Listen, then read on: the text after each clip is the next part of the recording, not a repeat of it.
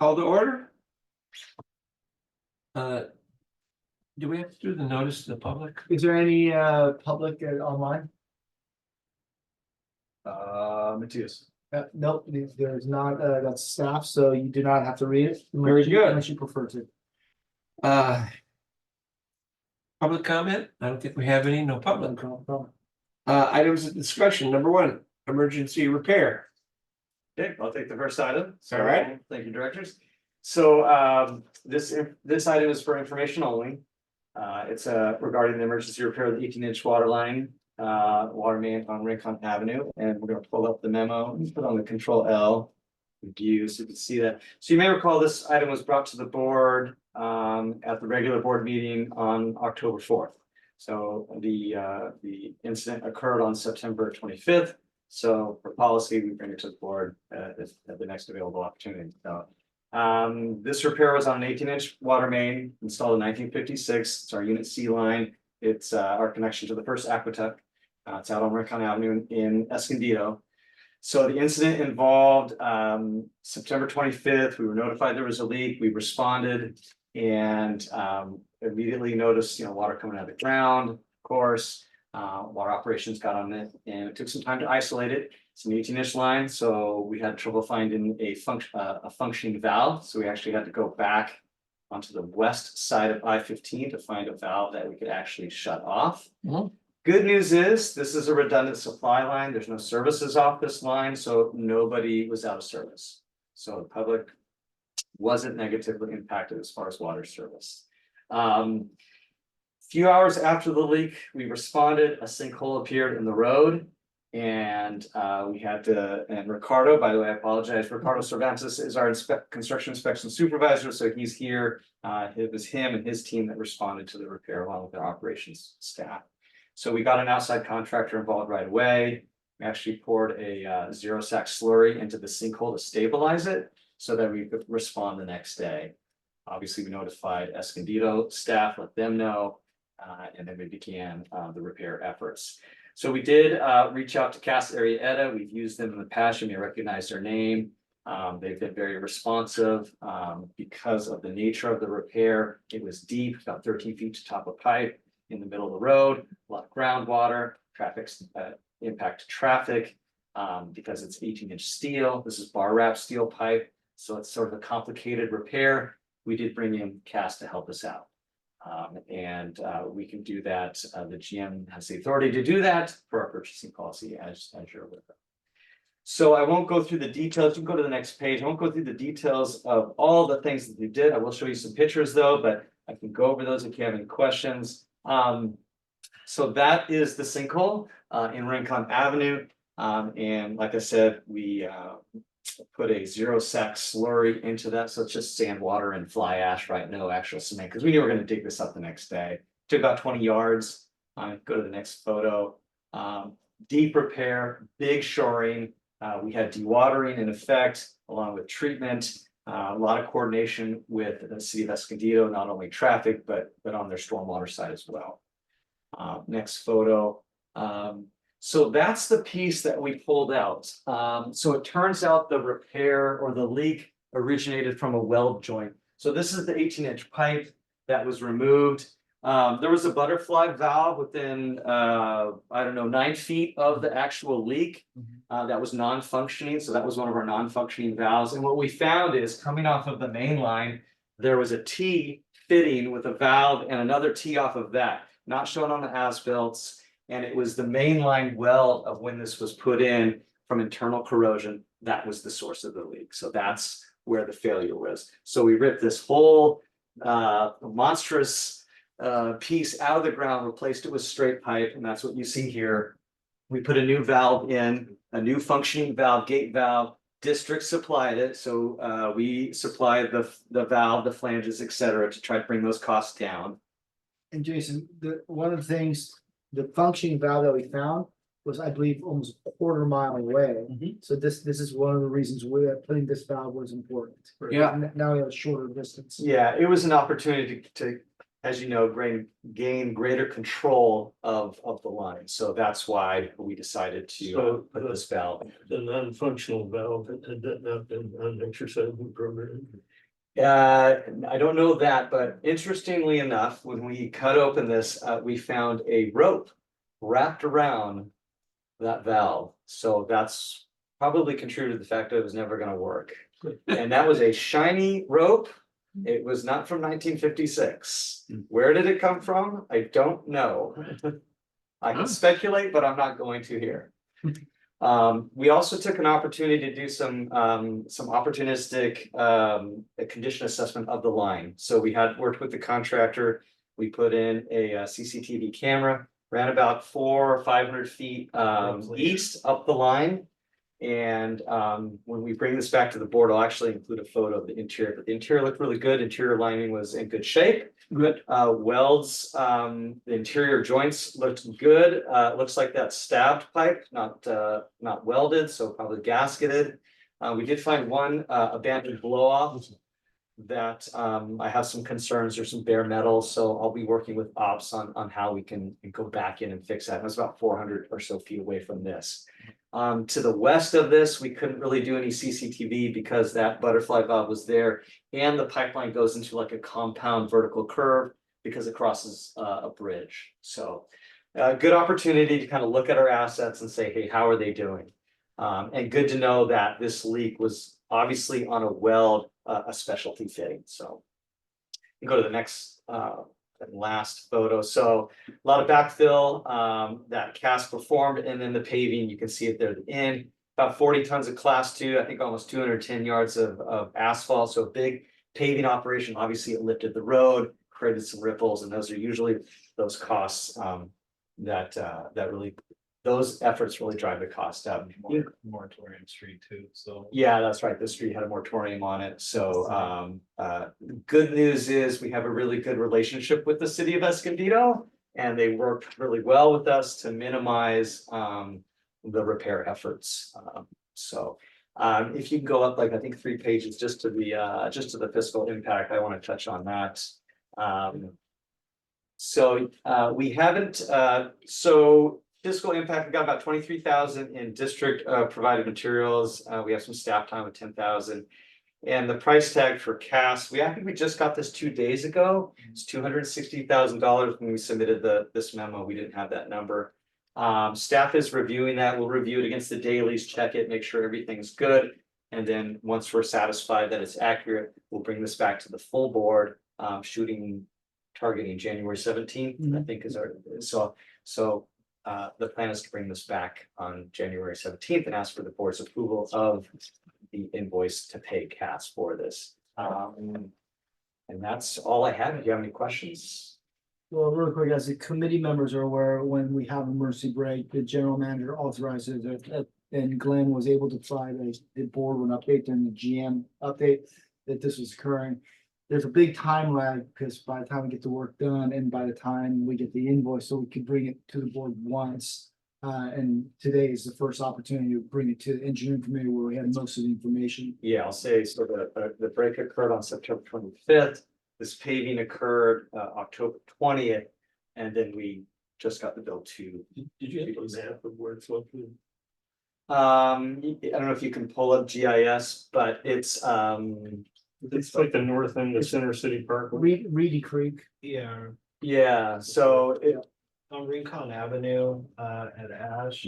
can you zoom up on that? Just shy of Conway. I have no idea. Oh, okay. Yeah. Yeah, it's not where I was thinking. So this is Broadway. Is this it here? East of Broadway. Oh, okay, it's right up here. It's right up here. Just before. Yeah, so right up here on Rincon. So the water authority connection is somewhere in this. Right on the east side of Reedy Creek. First aqueduct is over here, and so that line runs all the way down Rincon, goes down Iris, and crosses Is that over. the aqueduct connection that we recently redid? Yeah, that went from Vallecitos 2 to Vallecitos 11. Yes. Mhm. Yeah, but that's it. This is obviously, they didn't touch that line. Yeah, so this line feeds the 920 zone, and talking to operations, they run this line about once a week. Mainly for water quality, but it's a redundant line, so that's why no customers are impacted. So Director Hernandez, when the water authority shuts down the aqueduct for repairs, they don't shut down both barrels of potable water, so one's open. So we have several connections off of one of the barrels. But the eastern barrel, I can't remember if it's Aqua 2 or whatever the Aqua number is. Yeah, Um, yeah, it's pipeline two Line 2. is offline Yeah. currently. One and So- two are. Yeah, so that one, this is our only connection, so that ends up being currently our only connection to the heart of our district, so it's a very important connection Yes. for us, even though we don't need it on a daily basis. And that amount from the contractor was 240 something, 260. 260 something. And just for context, they did a repair for us, maybe a year ago. Yeah, roughly. And I wanna say that amount was in the 225 range. Yeah, but one. Maybe maybe 180, Yeah. okay, Is that so the it's, same way, or- it was on Broken Rock, if you Broken recall, Rock, right off of yeah, Rancho Santa 100%. Fe Road, so it's in that range.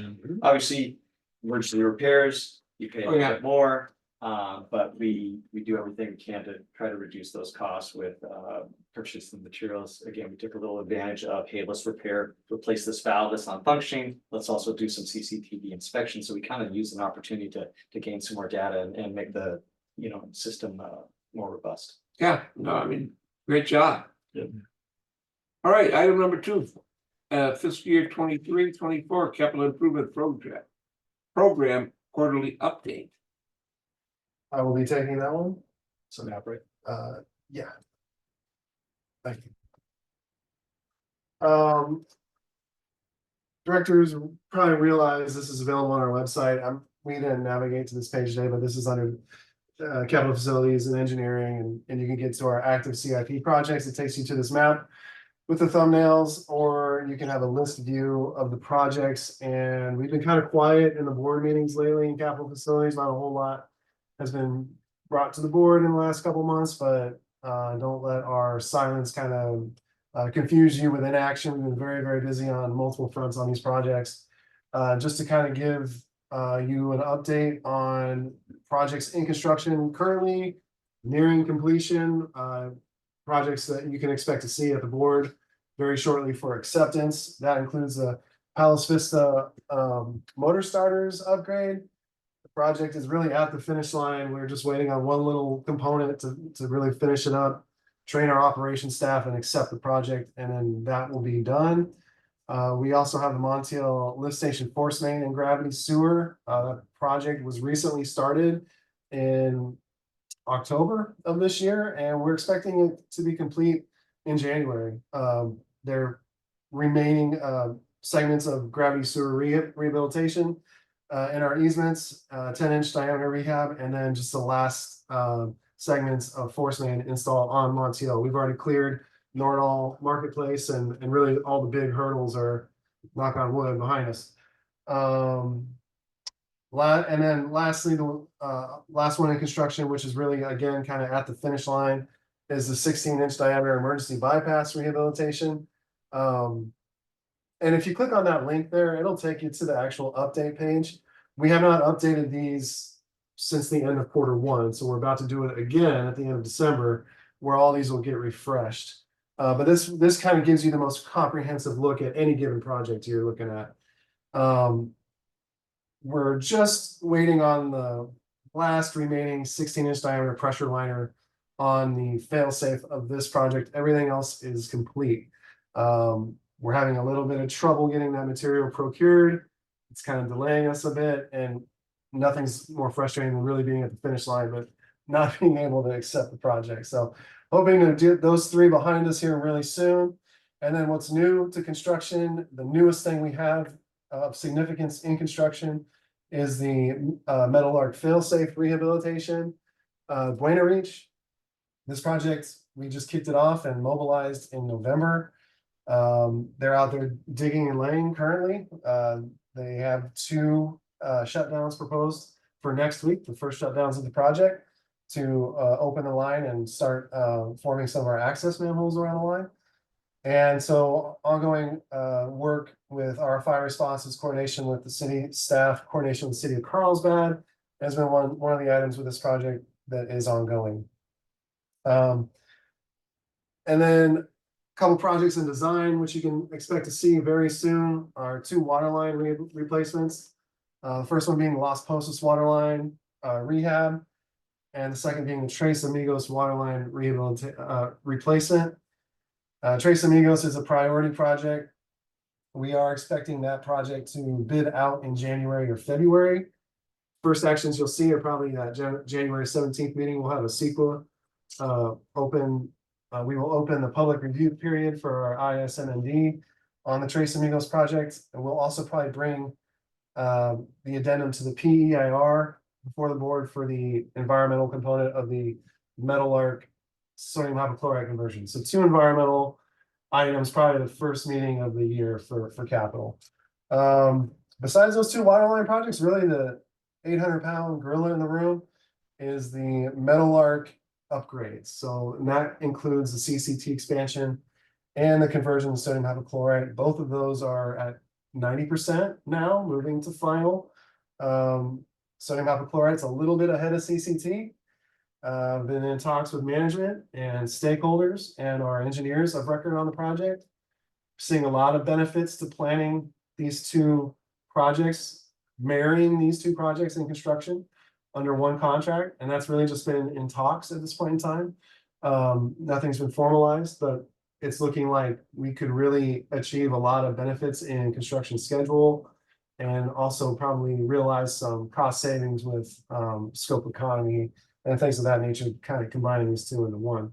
That being said, it's also going to turn into one very large and significant plant upgrade at Metal-Arc, which is pretty exciting. That will be coming bid advertisement ready, probably in the February or March timeframe.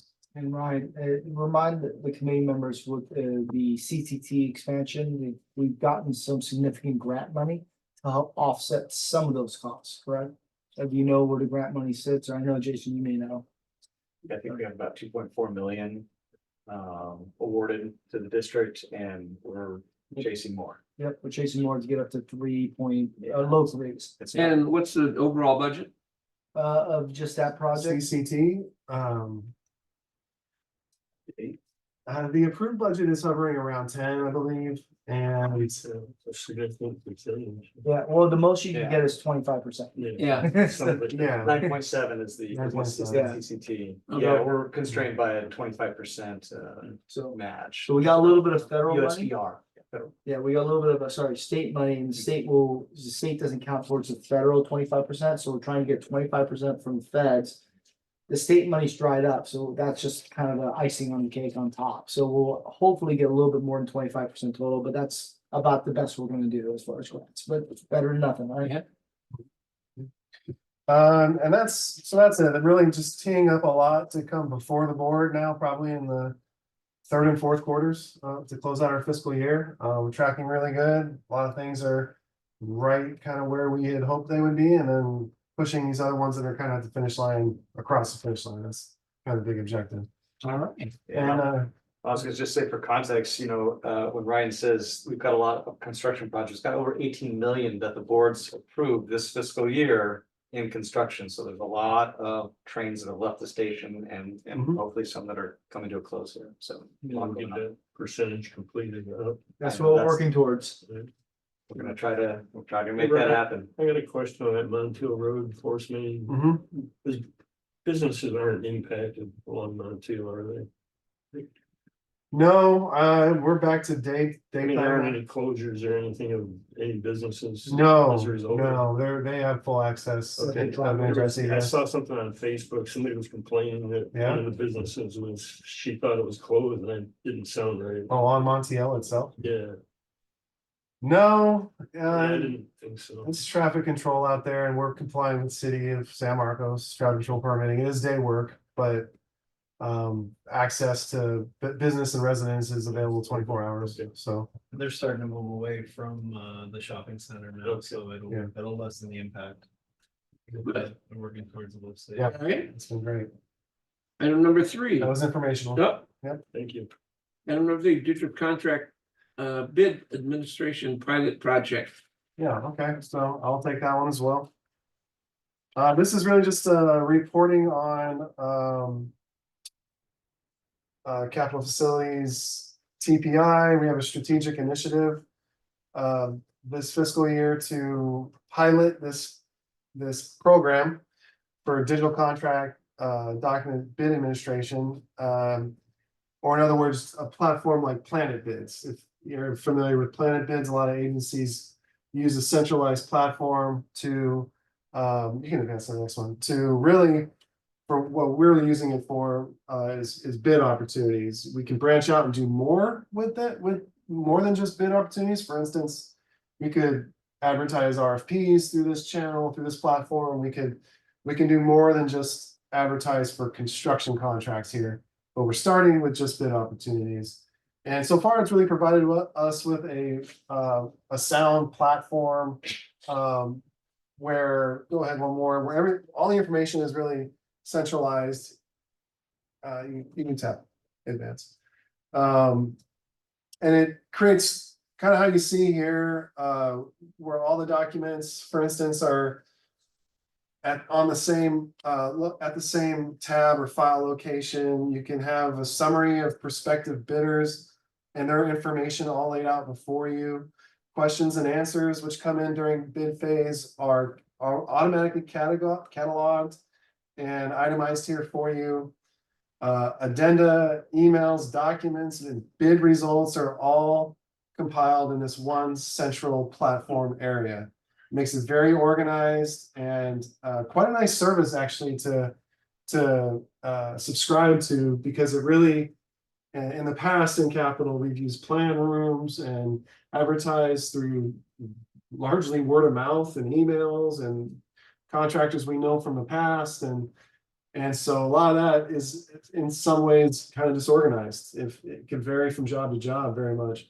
This Planet Bids platform is very well known in the industry. Contractors are always scoping it out to see what opportunities are out there. So it kind of reduces our workload of trying to drum up support for the work, the project, because it's out there. We still do it in our own way, word of mouth and such, but again, for downloading documents, viewing prospective bidders, Q&A, all the correspondence, including addenda acknowledgements, are here. So it just lessens the load, really, not just for us, but for the contractors too. And some of the feedback we've received from the contractors is, oh, thank God you guys are on Planet Bids now. Like, I don't have to show up to your boardroom to attend pre-bid meetings or to come to a live opening, because it just happens here automatically. It's been really convenient. And we were a later adopter for sure, but I think this is definitely the way to go. And you know, the big thing is we're trying to drive more competition so we can get better bid results. It's gonna cast a wider net. And we'll definitely improve competition. And do they also have a section for hire? Employment? Internal hiring? External, for looking for people? For like recruitment for a position. Yeah, there you No, go. I don't think they do. I don't think they do, but No. we are actually outside of engineering, we're looking at Planet Bids for different contract administration. Through kind of centralizing our contracts outside of engineering operations for all our smaller contracts and some other modules within Planet Bids being used at the district to help streamline our processes a little bit better. So which will also, the big thing from a management standpoint is we don't have to hire staff, because Planet Bid provides a platform for that. We don't have to make sure we have trained staff to do it. Okay. Go one more, Jonathan. I really want to thank Allison, who's in the room right now, because she actually really helped us out tremendously in rolling this program out. We're ahead of ourselves really on the TPI standpoint. We've been busy with 4 projects already that we've used this for. We've successfully modified contract documents for electronic bidding. So we've worked with BB&K to modify our front ends to include language that we need in there to cover ourselves that we're doing this electronically through Planet Bids. That's been done, and we've successfully awarded with these 4 projects through Planet Bids already. Some of the photos at the bottom left is the force main gravity Montiel sewer force main going through the Nordall. Those are the pavers on Nordall Marketplace. The bottom there is a recently excavated access pit on the fail-safe Buena Reach.